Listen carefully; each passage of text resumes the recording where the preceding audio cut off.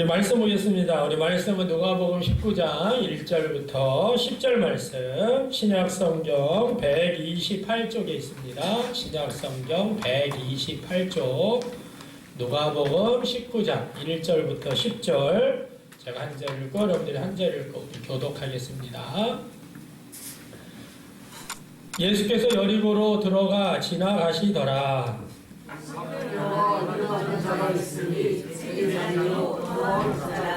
그가 예수께서 어떠한 사람인가요? 보고자 하되 키가 작고 사람이 많아 할 수가 없어 앞으로 달려가서 보기 하여 돌 무화과 나무에 올라가니 이는 예수께서 그리로 지나가시되 됨이로라. 예수께서 그곳에 이르사 쳐다보시고 이르시되 삭개오야 속히 내려오라. 내가 오늘 내 집에 유하여야겠다 하시니 그렇게 내려와 즐거워하며 영접하거늘 무사람이 보고 수군거려 이르되 저가 죄인의 집에 유하러 들어갔도다 하더라. 삭개오가 서서 주께 여짜오되 주여 보시옵소서. 내 소유의 절반을 가난한 자들에게 주겠사오며 만일 누구의 것을 속여 빼앗은 일이 있으면 내 가져다 갚겠나이다. 예수께서 이르시되 오늘 구원이 이 집에 이르렀으니 이 사람도 아브라함의 자손이미로다. 있는 자가 온 것은 잃어버린 자를 찾아 구원하려 함이니라. 아멘. 할렐루야. 아멘. 네, 오늘도 하나님의 은혜와 복주심이 우리 모든 성도님들 가정에 풍성하기를 간절히 축원합니다.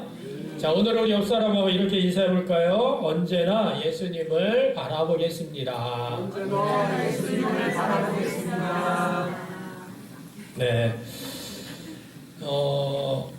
우리가 이 세상을 보면 너무나 무한 경쟁 속에서 살아갑니다. 끊임없이 성공을 속삭이죠. 대가를 치르더라도 성공해야 된다. 성공을 거머쥐어야 된다.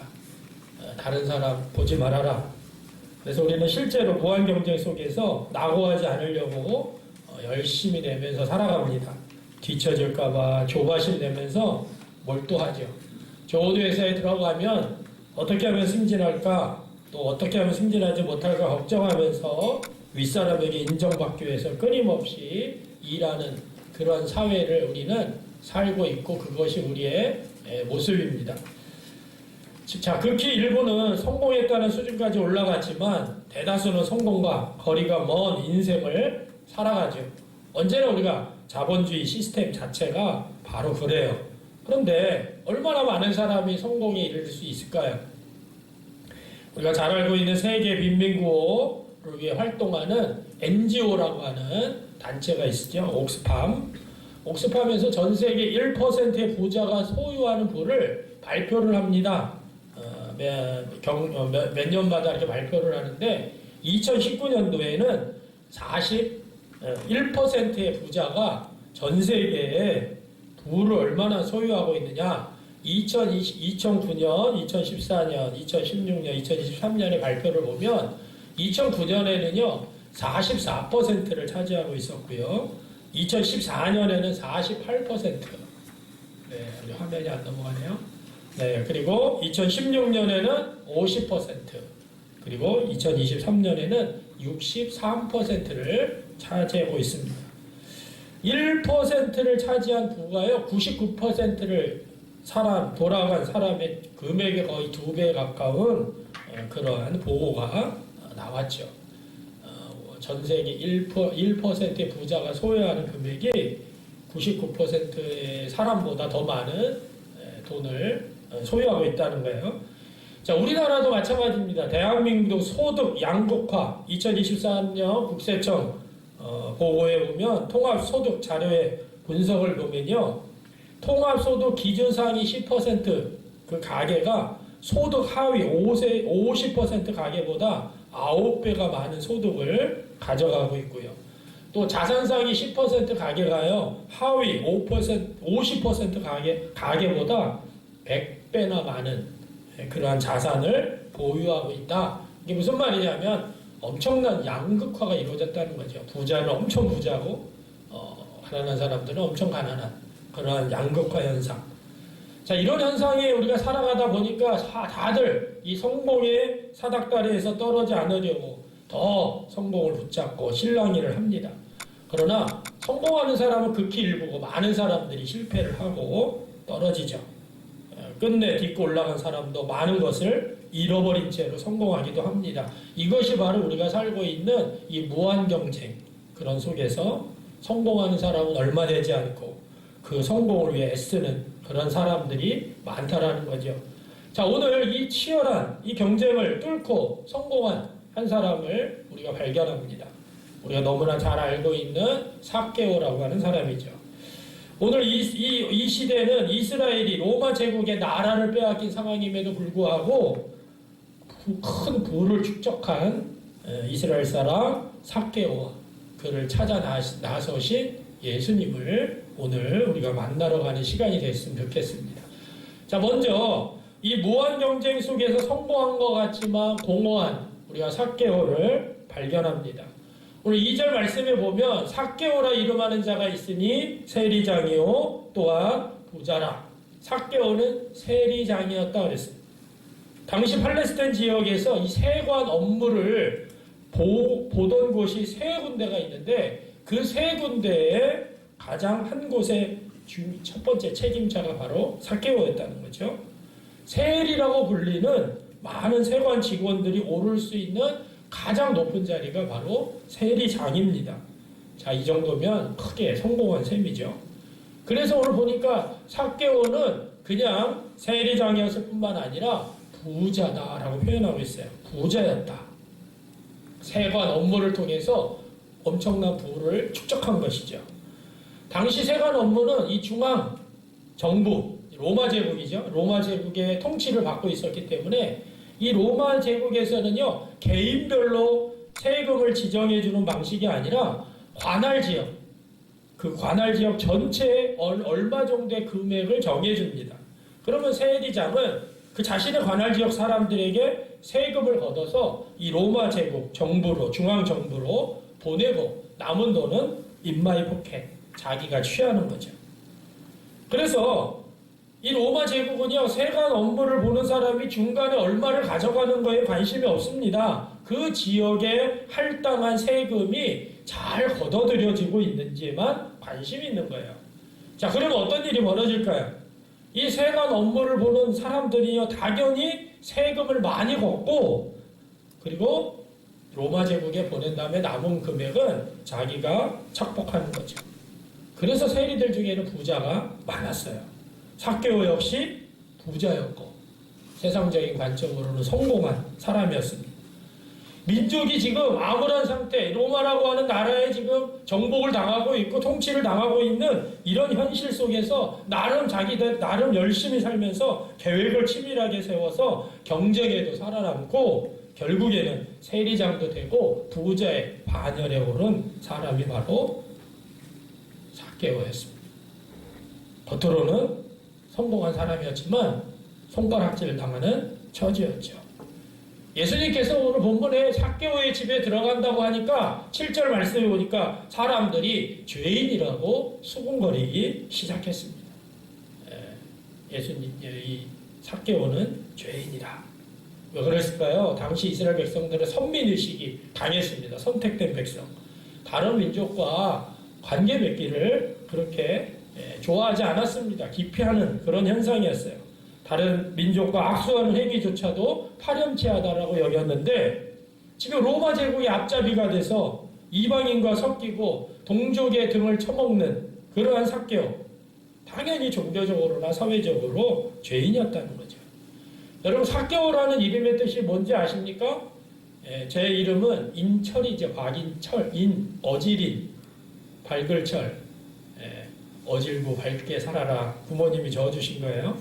여러분, 삭개오에 담긴 뜻은요, 순결하다라는 뜻을 가지고 있어요.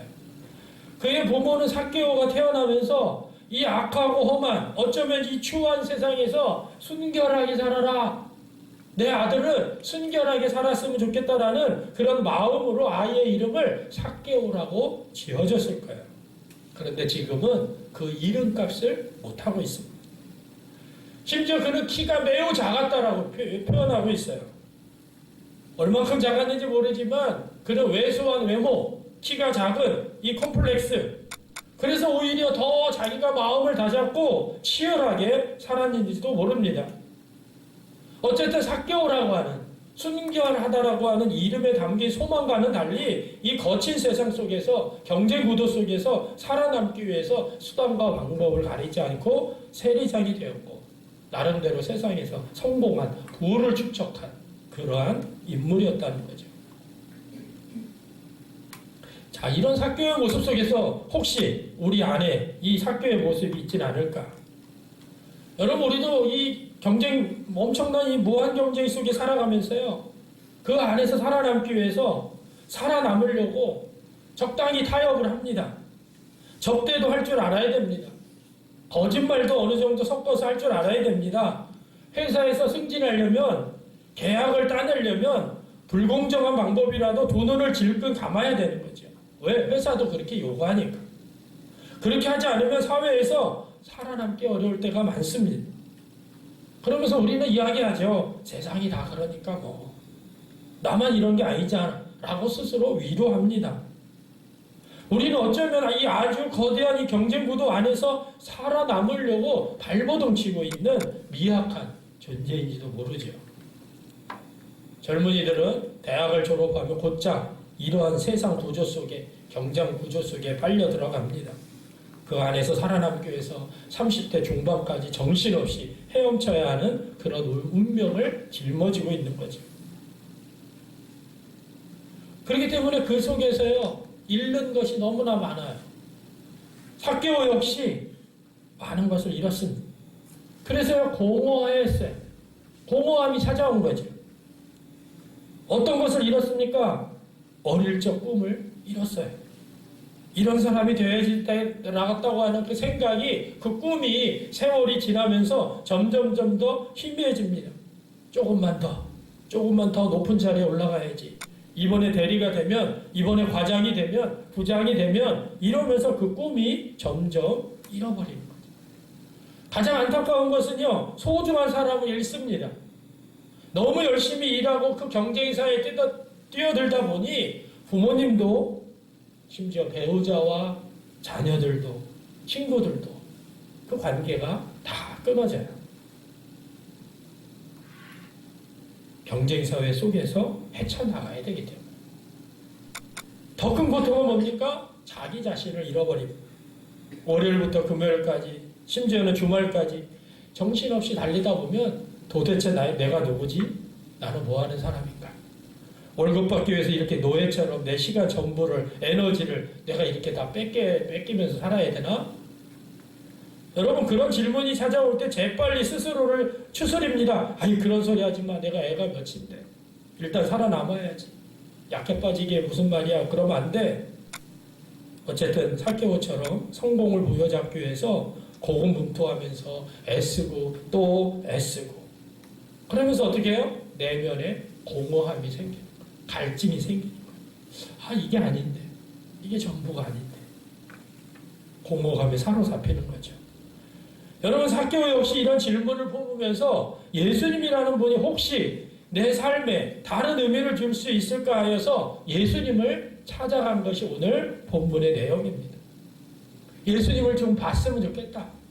그런데 키가 작아서요, 예수님을 볼 수가 없는 거예요. 그래서 그걸 어떻게 했습니까? 돌 무화과 나무, 옛날에 성경에는 뽕나무라고 되어 있었는데 뽕나무가 맞지 않기 때문에 돌 무화과 나무에 올라갔어요. 그 나이에 성공한 세리장이 지금 부자고, 그런데 예수님이 정말 보고 싶었어요. 단순한 호기심이 아니라 꼭 그분을 만나고 싶었습니다. 도대체 어떤 분이기에 사람들이 그토록 열광하고 있을까? 왜냐면요, 삭개오는요, 이 더럽고 치사한 이 방법이라도 그렇게 해서 치열한 그 경쟁에서 성공을 했습니다. 지금은 성공의 사닥다리 맨 꼭대기에 올라가 앉아 있어요. 내면에는 이게 전부가 아닌데 라는 생각, 내가 너무 많이 잃어버린 건 아닌가라는 공허감. 그런데 어느 날 보고를 받았는데 세리라고 하는 마태가요, 그 세리 직업을 벗어버리고 어떤 청년을 쫓아가면서 인생이 바뀌었다는 이야기를 들었습니다. 그뿐만 아니라 마태뿐만 아니라 많은 세리들이 점점 그 직업을 버리고 점점 그 청년을 찾아가면서 변화됐다는 소식을 들은 거야. 그래서 삭개오도요. 이분이 내 인생에 어떤 영향을 줄 수 있는 분이겠구나라는 기대감도 가졌을 거예요. 그런데 마치 자기가 살고 있는 여리고에 그분이 오신다는 소식을 들은 거죠. 야, 꼭 한번 봐야겠다. 어떤 사람이기에 그렇게 많은 사람들이 바뀌었을까? 변화됐을까? 궁금증을 품고 예수님을 보기 위해서 찾아 나선 거죠. 자, 그런데 그에게는요, 방해물들이 있었어요.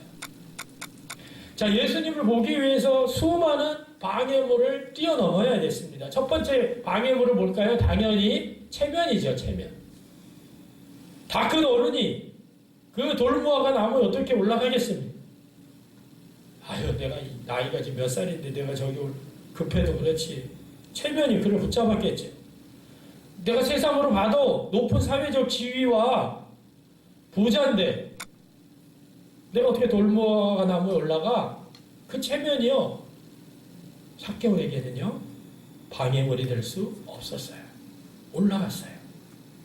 또한 예수님을 둘러싸고 있는 많은 군중과 예수님 앞에 있는 잔뜩 폼 잡고 있는 그 제자들, 그들도 삭개오가 넘어야 될 큰 산이었습니다. 여러분, 많은 사람들이 예수님에게 관심을 가지는 이유는요, 단 한 가지죠. 세상 사람들이 왜 예수님에게 관심을 가질까요? 내 주변에 보니까 저 사람 나랑 옛날에 똑같았는데 어느 순간에 바뀐 거예요. 변화된 거예요. 내 친구들이 예수님을 만나서 인생이 변했다는 소식을 듣고 보았기 때문에 예수님에게 관심을 갖는 거죠. 그런데 오히려 지금 이 시대는요, 거꾸로 돌아갑니다. 많은 사람들이 예수님에 대한 흥미를 잃어버리는데 왜 그러느냐? 예수님을 만났다는 사람들이 이상하게 살기 때문에 그래요. 그래서 많은 기독교인들에게 적대감을 가지고 있습니다. 하나님을 믿는 사람들이 좋지 않은 이미지, 나쁜 감정을 가지고 있기 때문에 그게 뭐예요? 위선이죠. 종교적인 위선. 예수님을 믿는다라고 하는데 겉과 속이 다른. 그래서 하나님을 찾고 예수님을 찾으려고 했다가 만나려고 했다가 주춤하는, 마치 예수님 옆에서 폼 잡고 있던 제자들처럼 예수님을 따른다는 그 무리가 오히려 예수님에게로 가는 그 길을 막을 때가 많다는 거예요. 그럼에도 불구하고 비그리스도인들은요, 예수님에게 관심을 가지는 이유는 뭐냐? 주변 누군가가 예수님 때문에 인생이 바뀌었기 때문에 그래요. 그걸 목격했기 때문에. 저렇게 살면 좋겠는다라는 일만의 가능성을 발견하고 나도 예수님이 내게도 저런 영향을 끼치지 않을까라는 약간의 호기심이 일어나기 때문에 그래요. 그래서 이 종교인들의 위선이나 분주한 일상, 이런 방해물들을 삭개오는 뛰어넘은 거죠. 자, 세 번째 내면의 자세는요, 방해물의 내면의 자세였습니다. 삭개오 마음에도, 우리 마음에도 있어요. 나한테 꼭 예수님이 필요할까? 예수님 없이도 지금까지 잘 살았는데, 하나님 없이도 내가 여기까지 잘 왔는데, 꼭 신을 믿어야 돼? 이 나이에 신을 찾는 게 뭐 더 구차해 보이지 않나? 불편하지 않을까? 내 인생 이만하면 됐지 뭐. 그런데 한쪽에서는요, 아니야, 너무 허무하잖아. 내 인생 외롭잖아. 이런 목소리가 같이 싸우는 거죠. 그래서 우리가 하나님을 찾지 못하도록 하는 가장 큰 방해물은 기독교인의 위선보다 본질로 내려가면 나는 그래도 괜찮은 사람이야. 이만한 짓은 다 하고 살잖아. 이걸로 나를 나쁘다고 할 사람 누가 할 수 있겠어? 이러한 내면의 자세가 하나님 앞에 가는 가장 큰 방해물이 될 수 있다는 거예요. 왜? 내 영혼의 상태를 살피지 못하게 하고 삶의 의미를 찾지 못하게 하기 때문에. 그런데요, 삭개오는 이것을 뛰어넘었어요. 이 방해물을 극복하고 예수님 앞에 나갔습니다. 그런데 우리가 성경을 자세히 읽어보잖아요. 그러면 삭개오가 예수님을 찾아가는 것이 아니라 예수님이 삭개오를 찾아갔어요. 무한 경쟁 가운데 다 살고 있는 그 삭개오를 예수님은 오히려 찾아가셨어요. 어떻게 알 수 있을까? 자, 오늘의 장면을 영화 여러분 드라마 보듯이 한번 머릿속에 떠올려 보세요. 삭개오가 지금 예수님 앞에 갔는데 수많은 무리들이 있어가지고 키가 작은 데다가 얼굴조차 보지 못합니다.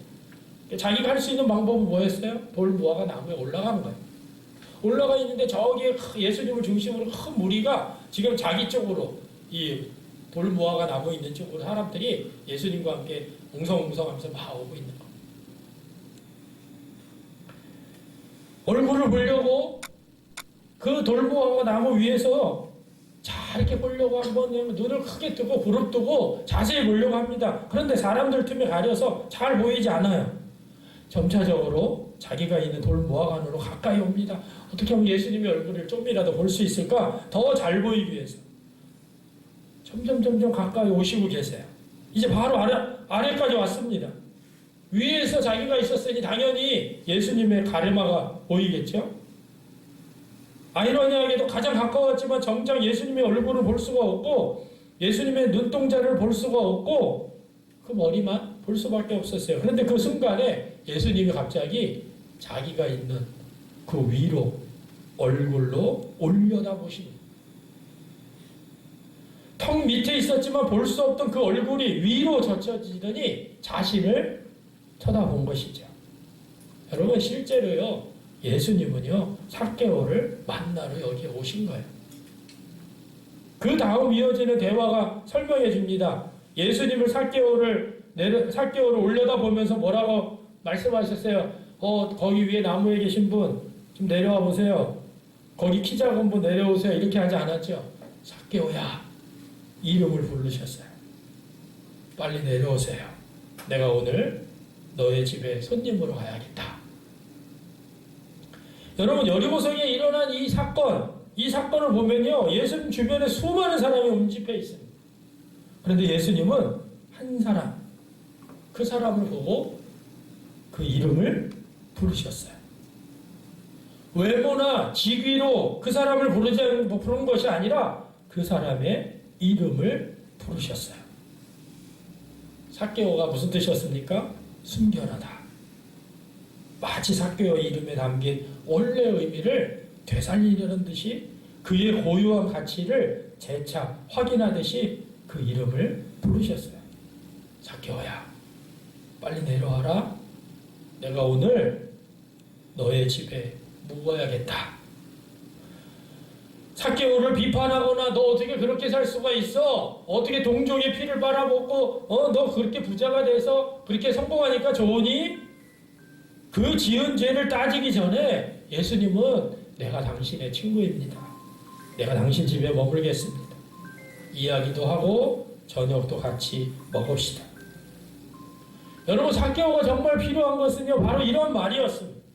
삭개오는 지금 자신의 존재를 있는 그대로 받아들이는 누군가가 필요했다는 거죠. 로마에 빌붙여서 동족의 피를 빨아먹는다고 손가락질을 당하는 그런 한 사람이 아니라 친구가 되어주는 사람이 필요한 거죠. 이 치열한 경쟁에서 이기기 위해서 모든 것을 희생해 친구조차 없는 사람에게 예수님은 친구로 찾아오시고 그의 이름을 불러주셨어요.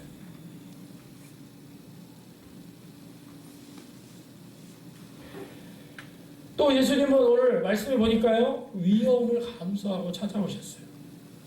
사실은 예수님은요 엄청난 정치적 위험을 감수하시고 오신 겁니다. 왜냐하면 여리고에서 하룻밤을 묵고 지금 그 다음에 어디로 가냐면 예루살렘 성으로 가요. 그 예루살렘 성으로 가는 게 뭐냐면 예수님의 예루살렘 입성이에요. 종려주일 우리가 지키잖아요. 예루살렘 입성이 뭡니까?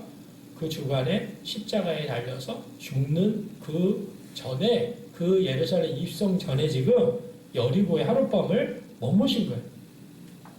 예수님은 죽으로 예루살렘에 올라간다는 사실을 알고 있었고 제자들에게도 이미 알리셨습니다. 그런데 죄인이라고 손가락질을 받고 있는 이 세리장의 집에서 하룻밤을 머문다는 것은요 예루살렘에 올라 들어가면 더 큰 무리를 일으킬 만한. 그런데 예수님은 이런 말도 안 되는 그 일을 하신 거죠. 정치적으로 봐서는 정말 어리석은 판단이었습니다. 유대인들이 가장 극도로 싫어하는 세리들, 그것도 세리장 집에 들어간 거예요. 예수님은 이렇게 생사가 갈리는 절체절명의 순간에도요, 한 사람을 찾아가셨어요. 예수님은 사람을 무리로 보지 않으십니다. 우리의 이름을 찾으시고 우리 이름을 부르시고 한 사람 한 사람을 찾아가시는 거죠.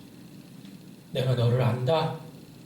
내가 어떻게 살고 있고 어떻게 살아왔는지, 무엇을 고민하고 이 치열한 경쟁 속에서 얼마나 힘들었는지 내가 알고 있어.